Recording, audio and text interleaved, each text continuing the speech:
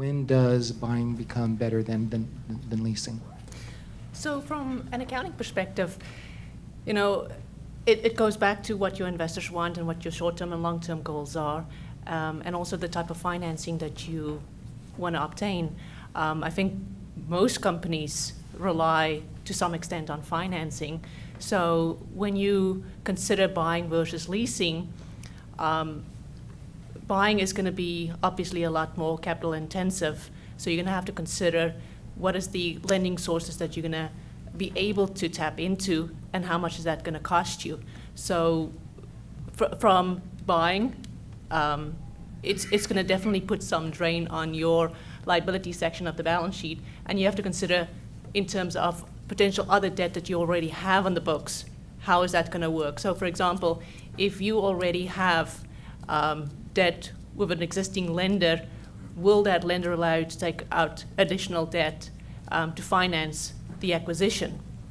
And at what rate is that going to be? It will probably be at a much higher rate than that you currently have. And then on leasing, on the other side, that is a lot less capital intensive. But from an accounting perspective, as you probably all know, in the last 10 years, there has been the lease accounting that's been coming around, and it's finally been approved.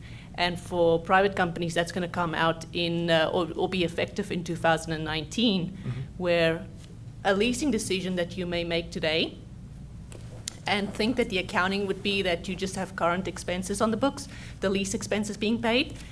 In 2019, that's going to be a much different scenario. From an accounting perspective, you would, once you adopt the new accounting pronouncement relating to leases, you're going to have to put the asset on your book, asset being the right to lease this property, and you're going to have an offsetting liability on your books, which is the future lease payments. So immediately in 2019, when you adopt this, your balance sheet is going to be grossed up.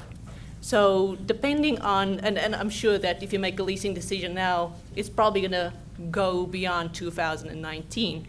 So that's something definitely that you have to take into consideration now, is how would, once you adopt the new accounting pronouncement, if you do take out a lease now, how is that going to affect your balance sheet? Because you may already have debt agreements in place with certain debt service coverage ratios, and if you suddenly bulk up or gross up your balance sheet in 2019, are you still going to be able to make those debt service coverage ratios? So there's a lot of accounting consequences that people may not be thinking about right now, but will definitely impact you in 2019 at the latest if you do make a leasing decision.